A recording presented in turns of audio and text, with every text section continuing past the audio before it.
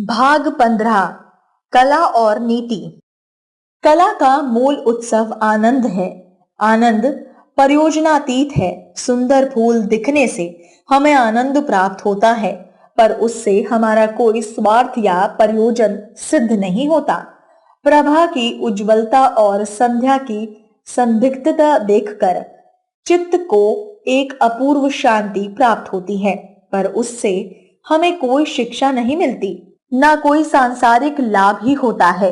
कारण आनंद का भाव समस्त लौकिक शिक्षा तथा व्यवहार से अतीत है।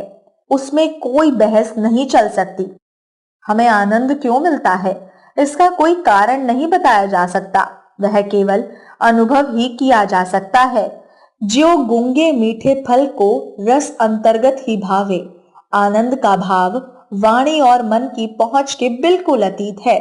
यतो वाचो निर्वतन्ते अप्राय मनसा सह, पर नीति का संबंध मन के साथ है। मन बिना आलोचना के आनंद के सहज भाव को ग्रहण नहीं करना चाहता। वह पोथी पढ़ पढ़कर पंडिताई में मस्त रहता है। सहज प्रेम के 2.5 अक्षर से उसकी तृप्ति नहीं होती। वह कविता पढ़कर इस बात की खोज में लग जाता है कि इसमें अर्थनीति, राजनीति, राष्ट्रत्व, भूतत्व, जीव तत्व अथवा कोई तत्व है या नहीं। वह ये नहीं समझना चाहता कि इस कविता में आनंद का जो अमिश्रित रस है, उसके किसी भी तत्व का कोई मूल्य नहीं। पर जो लोग इस दुष्ट समालोचक मन को दमन करने में समर्थ होते हैं, वह कला के आनंद रूप मृत्म का अनुभव कर लेते हैं। उपनिषदों में हमारे भीतर 5 पृथक पृथक कोशों के अवस्थान बतलाया गया है। अन्नमय कोश, प्राणमय कोश, मनोमय कोश, विज्ञानमय कोश और आनंदमय कोश। अन्नमय कोश के संस्थान के लिए हमें अर्थनीति की आवश्यकता होती है। प्राणमय कोश की पुष्टि के लिए धर्म नीति की, मनोमय कोश के लिए काम नीति की और विज्ञानमय कोश के लिए वैज्ञानिक नीति की। पर जब इन सब कोशों की स्थिति को पार करके मनुष्य आनंदमय कोश के द्वारा खटखटाता है, तो वह सब प्रकार की नीति तथा नियमों के गट्ठर को फेंक कर भीतर प्रवेश करना पड़ता है। वहां यदि नीति किसी उपाय से घुस भी गई, तो उसे इच्छा के शासन में वेश बदलकर दुबके हुए बैठना पड़ता है। लौकिक कथा प्राकृतिक बंधनों की अवज्ञा करने वाली इस स्वर्गजयी इच्छा महारानी के आनंदमय दरबार में नैतिक शासन का काम नहीं है। वहां सहज प्रेम का कारोबार है। वहां इस प्रेम के बंधन में बंधकर पाप और पुण्य भाई भाई की तरह एक दूसरे के गले मिलते हैं। नीति, इस विपुल सृष्टि के मूल में क्या नीति, क्या प्रयोजन है, क्या तत्व है? प्रतिदिन असंख्य प्राणी विनाश को प्राप्त हो रहे हैं। असंख्य प्राणी उत्पन्न हो जाते हैं। उत्पन्न होकर फिर अपने प्रेम, घृणा, सुख, दुख, हंसी रुलाई का चक्र पूरा करके अंत में विलीन हो रहे हैं। इस समस्त चक्र का अर्थ ही क्या है? अर्थ कुछ भी नहीं। यह केवल भूमा के सहज आनंद की लीला है। विश्व की इस अनंत सृष्टि की तरह कला भी आनंद का ही प्रकाश है। उसके भीतर नीति, तत्व अथवा शिक्षा का स्थान नहीं। उसके अलौकिक माया चक्र से हमारे हृदय की तंत्री आनंद की झंकार से बज उठती है। यही हमारे लिए परम लाभ है। उच्च अंग की कला के भीतर किसी अन्य तत्व की खोज करना सौंदर्य देवी के मंदिर को कलुषित करना है। हिंदी साहित्य के वर्तमान समालोचक जब तक कला की किसी रचना में कोई तत्व नहीं पाते, तब तक उसकी श्रेष्ठता स्वीकार करने में अपना अपमान समझते हैं। जिन रचनाओं की वे प्रशंसा करते हैं, उनकी विशेषता के संबंध में यदि उनसे पूछा जाए, तो वह उत्तर देते हैं कि अमुक रचना भी किसानों की दुर्दशा का प्रश्न हल किया गया है। अमुक ग्रंथ में राष्ट्रत्व की व्याख्या बहुत अच्छी तरह से की गई है। अमुक ग्रंथ में हमारे सामाजिक पतन पर विचार किया गया है। यह हमारे समालोचकों के कला संबंधी विचारों के आदर्शों का नमूना है। इन आदर्शों के आधार पर कला की श्रेष्ठता का विचार करने में साहित्य में हीनता उपस्थित होती है। रामायण के मूल आदर्श के भीतर हमको कौन से नैतिक तत्व प्राप्त होते हैं? कुछ भी नहीं। उसके भीतर केवल राम की विपुल प्रतिभा के स्वाधीन इच्छा का लीलामय चक्र विस्तृत रूप से अत्यंत सुंदरता के साथ चित्रित हुआ है। रामायण निसंदेह वृहंत ग्रंथ है। उसके विस्तृत क्षेत्रों में सहस्त्रों प्रकार के नैतिक उपदेश स्थान स्थान पर ढूंढने से मिल सकते हैं, पर इस प्रकार खंड खंड रूप से इस महाकाव्य को विभक्त करने से उसकी अखंड वास्तविक तथा मूल सत्ता का नाश हो जाता है। यदि उसकी वास्तविकता श्रेष्ठता का कारण हमें मालूम करना है तो हमें उसकी समग्रता पर ध्यान देना होगा, उसके मूल आदर्श पर विचार करना पड़ेगा। रामायण से यदि हमें केवल सही तत्व पाकर संतोष करना पड़े कि उसमें पितृभक्ति, भ्रात स्नेह तथा पतिव्रतव्य का उपदेश दिया गया है, तो यह महाकाव्य अपनी आनंदो उत्पादिनी महत्ता को खोकर एक अत्यंत शुद्र नीति ग्रंथ में परिणत हो जाता है। ऐसे उपदेश हमें सहस्त्रों साधारण नैतिक श्लोकों तथा प्रवचनों से रात दिन मिलते रहते हैं। तब इस काव्य में विशेषता क्या है? इसकी कथा सहस्त्रों वर्षा से जनता के हृदय में अखंड रूप से क्यों विराजती आई है? कारण वही है जो हम पहले बतलाए हैं।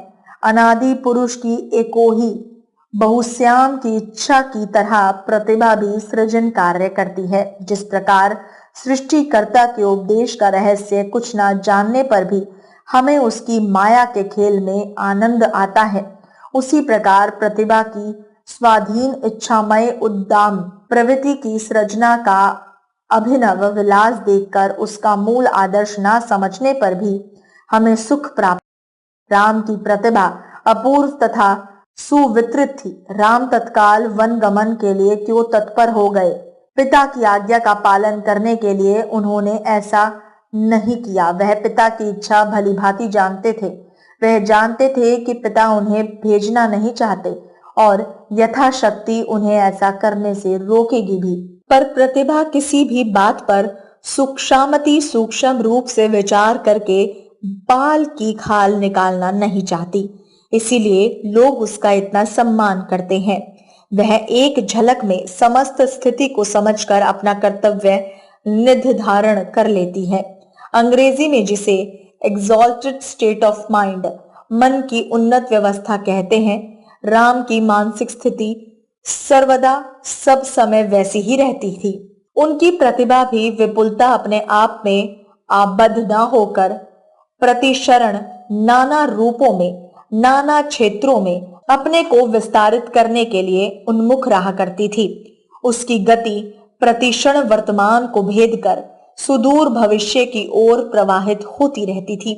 पति पत्नी, पिता पुत्र तथा भाई भाई के बीच तुच्छ स्वार्थ की छीना झपटी की अत्यंत हास्यकार तथा नीच प्रवृत्ति के प्रबाल्य की आशंका करके उन्होंने अत्यंत प्रसन्नता तथा वज्र कठिन दृढ़ता के साथ महत त्याग स्वीकार किया।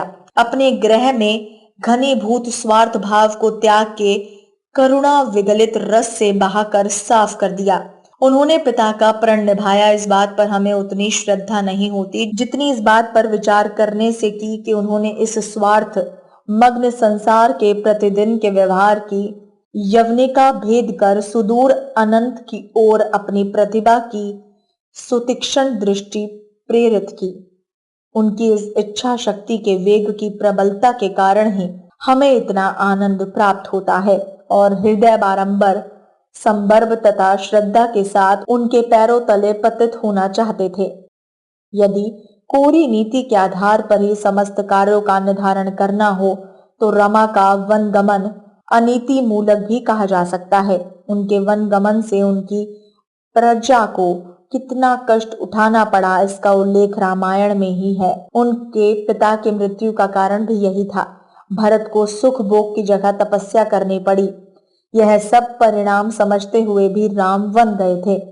वन में उन्हें जाबाली मुनि मिले थे। जाबाली ने उनके वनवास को व्यर्थ साधन बतलाया। उन्होंने कहा, तुम्हारी इस साध का ना ही कुछ उपयोगिता है। तुम समझते हो कि पिता का प्रण निभाकर तुमने मेहनत कार्य किया है, पर यदि वास्तव में देखा जाए तो कौन किसका पिता है, कौन किसका भाई। जब तक जीवित रहना है तब तक मौज करते चले जाओ। इस भस्मीभूत देह का पूरा गमन कहाँ है? मरने के बाद कौन पिता और कौन पुत्र? केवल दुर्बल भावुकता के कारण ही तुमने वन गमन स्वीकार किया और मोहनधता के कारण इस त्याग को तुम श्रेष्ठ आदर्श समझ बैठे। यदि केवल नीति के ही पीछे लग जाए तो जबाली की ये उक्ति वास्तव में यथार्थ जान पड़ती है। पर लोक की कौन जानता है? इसी जीवन में प्रत्यक्ष में जो निश्चित लाभ होता है, चाणक्य की यो ध्रुववाणी परित्यज्य वाली नीति के अनुसार वही श्रेष्ठ है, और आत्मान ततः रक्षेत दारे रपी वाली उक्ति से सभी परिचित हैं। अपना स्वार्थ ही कोरी नीति की दृष्टि से सबसे बड़ी बात है। पर हम पहले ही कह आए हैं कि प्रबल प्रतिभा का संपलवन नैतिक तथा न्यायिक उक्तियों का ग्रहण नहीं करता।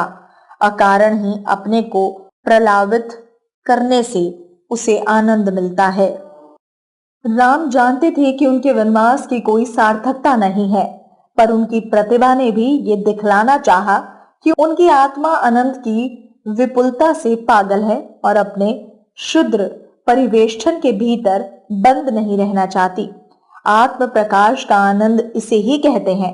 यदि नैतिक उपयोगिता का विचार करके उन्होंने वन गमन किया होता तो यह घटना आज मानव हृदय की करुणा से इतना द्रवीभूत ना करती। कवि के तीव्र आत्मानुभव तथा उसकी कल्पना की वास्तविकता का परिचय हमें यहीं पर मिलता है। यह नीति की छोटी मोटी बातों पर ध्यान देना आवश्यक होता तो आज महाभारत के समान विपुल काव्य से हम वंचित रहते।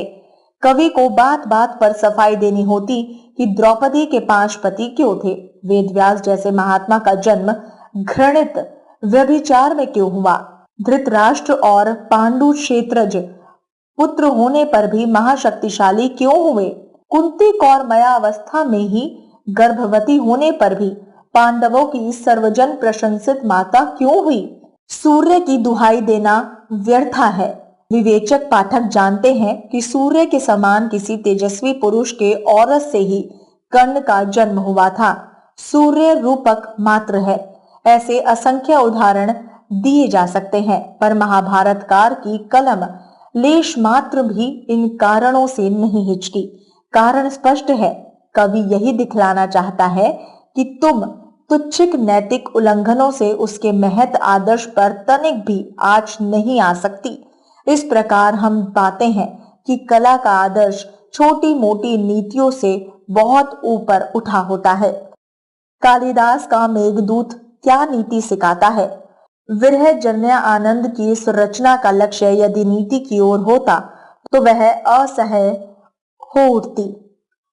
अलकापुरी के जिस आनंदमय देश की ओर कवि हमें आकर्षित करके ले चलता है, उसके संबंध में हमारे मन में यह प्रश्न बिल्कुल ही नहीं उठता कि वह वहां जाकर क्या करेगा। किसी नैतिक लाभ के लिए हम अलकापुरी नहीं जाते। हम जानते हैं आनंद की विपुलता अनुभव करने के लिए वहां जिस आनंद का हम अनुभव करते हैं वह तुच्छ सुख दुख, श्रद्धा तृष्णा तथा पाप पुण्य के अतीत है।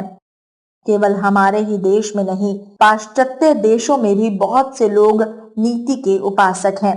गेटे की रचनाओं में नीति की अवहेलना देखकर कई लोग उन पर बरस पड़े हैं। शेक्सपियरों के नाटकों में से कई समालोचक अपनी इच्छा अनुसार नीति निकालने में प्रकृति के सच्चे उपासक प्रसिद्ध फ्रांसीसी चित्रकार मिलेट की कला के बहुत से आलोचकों ने उसकी राजनीतिक व्याख्या करने की चेष्टा की थी।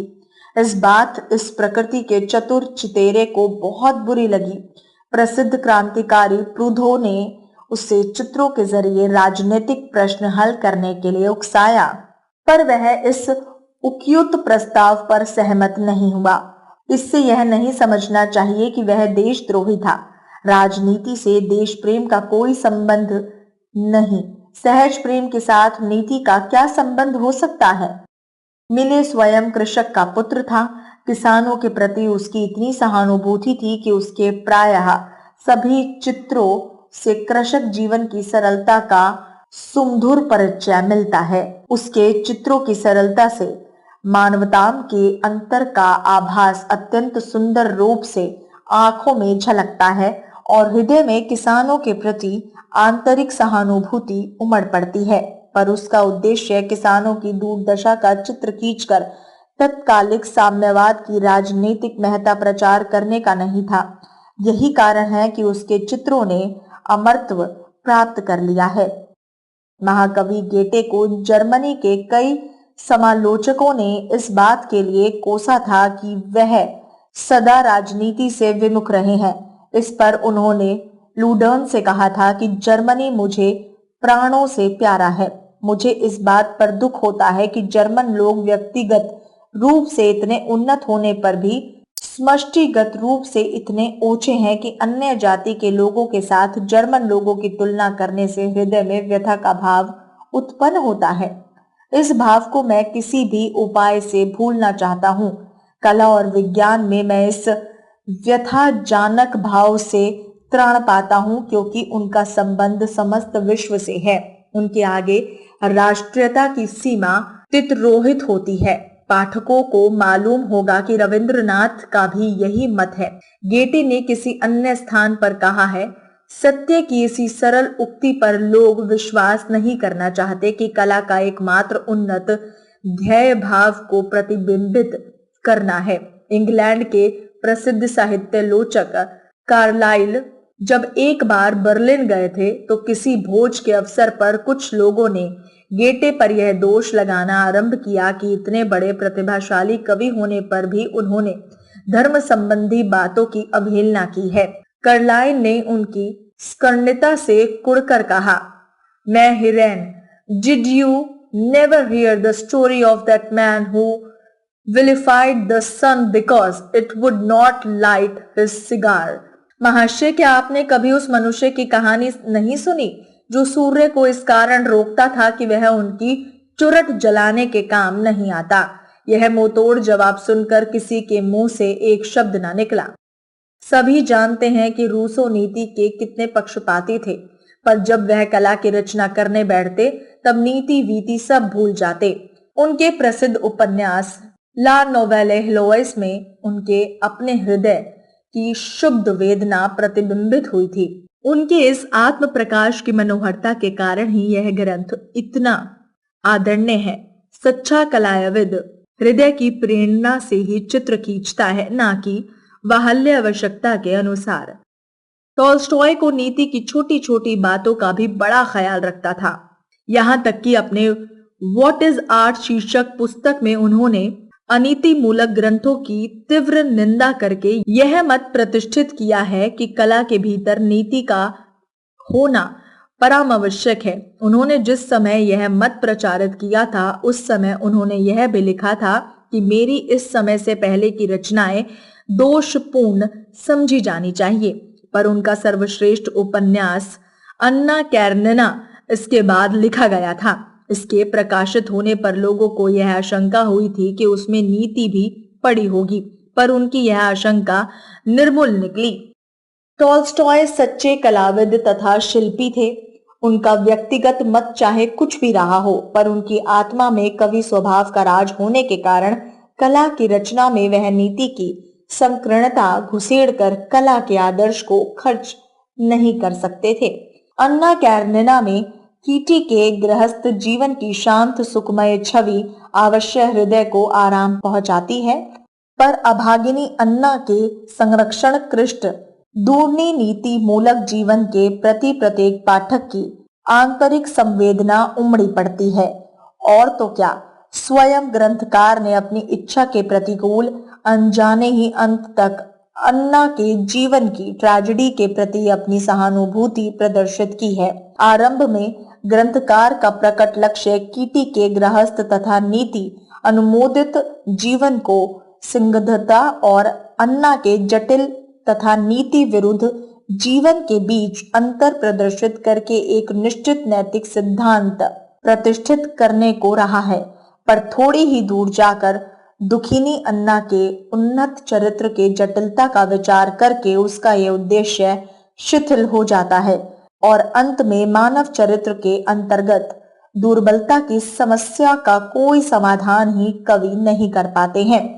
कहा वह कठिन नीतिज्ञ का निष्ठुर दंड लेकर दुर्नीति को शासित करने चला था। कहा शासित व्यक्ति के साथ मानवता के समान सूत्र में ग्रसित होकर उसे भी रोकना पड़ा है। सच्चे कलाविद की श्रेष्ठता का प्रमाण इसी से मिलता है। वह अपने प्राणों की प्रेरणा के चरित्र चित्रित करता है और अपने प्राणों में ही वह उन चरित्रों की यातनाओं का अनुभव भी करता है। धर्मध्वजीय लेखक की तरह अपने चरित्रों से अपने को बिल्कुल अलग समझकर वह शासक नहीं बनना चाहता।